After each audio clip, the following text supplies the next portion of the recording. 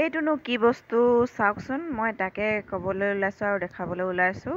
গতিকে ভিডিঅ'টো শেষলৈকে চাবা বন্ধু বান্ধৱীসকল। এইটো এটা হৈছে ৰিগ, আৰু এইটোনো কেনেকৈ আৰম্ভ কৰিছিল দেখুৱাওঁ আহকচোন। এইটো হৈছে আমাৰ পদূলি, আৰু তাৰ সন্মুখত এইবিলাক কাম চলি আছে।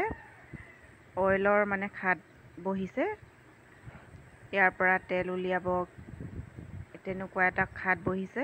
এই শ্ৰমিকসকল লাগি আছে, তাত কাম লাগি আছে। আৰু আমাৰ পদূলি মুখতে হৈছে এইটো ৰাস্তাটো, আৰু ৰাস্তাটো সিপাৰে। গতিকে এইটো হৈছে ইয়াৰ প্ৰথম সন্মুখভাগ, মানে খাদটোৰ। এইটো গেটখন সম্পূৰ্ণ চাৰিওফালে বন্ধ। ইয়াত বাহিৰাগত মানুহ সোমাব নোৱাৰে, কেৱল শ্ৰমিকসকল সোমায়। এই খাদটো বহাবলৈ বহুদিন লাগিল, প্ৰায় কাম চলিল 3 মাহমান। 3 মাহৰ মূৰত এইবিলাক কাম আকৌ চলি আছে, আৰু এতিয়া বৰ্তমান বেলেগ ধৰণৰ কাম চলি আছে। আৰু ইয়াত ৰিগ এটা বহাব। এই ৰিগটো হ'ল মই প্ৰথমতে যোনটো দেখাইছিলোঁ, আৰু এইবিলাক কেইদিনমানৰ পিছত আকৌ এইবিলাক বহালেহি। তেনেকৈ এটাৰ পিছত এটা কাম চলি শেষত গৈ এই সম্পূৰ্ণ ৰিগটো বহাইছেগৈ। এইটো হৈছে সম্পূৰ্ণ ৰিগ, আৰু ইয়াতে পাইপ লগাই ইয়াৰ পৰা তলৰ পৰা তেল উলিয়ায়। গতিকে সম্পূৰ্ণ এলেকাটো অইলৰ হয়। গতিকে মই তাত সোমাই ভিডিঅ' কৰিব নোৱাৰোঁ, বাহিৰৰ পৰা কৰি আছোঁ। ইয়াত এইয়া এইটো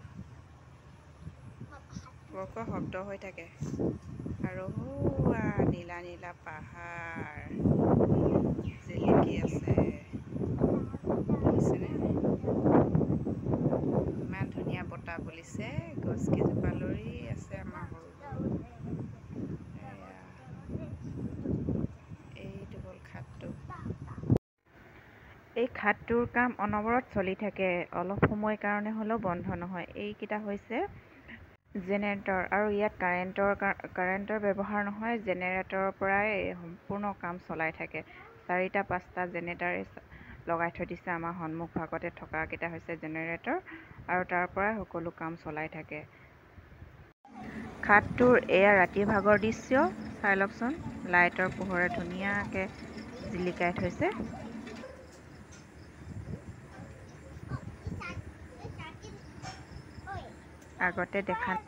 আগতে দেখা নাই পোৱা যদি মোৰ ভিডিঅ'ৰ জৰিয়তে চাই লওক। যদিহে ভিডিঅ'টো ভাল লাগিছে, লাইক এটা কৰি যাব। আৰু শেষলৈকে চোৱাৰ বাবে ধন্যবাদ থাকিল সকলোলৈকে।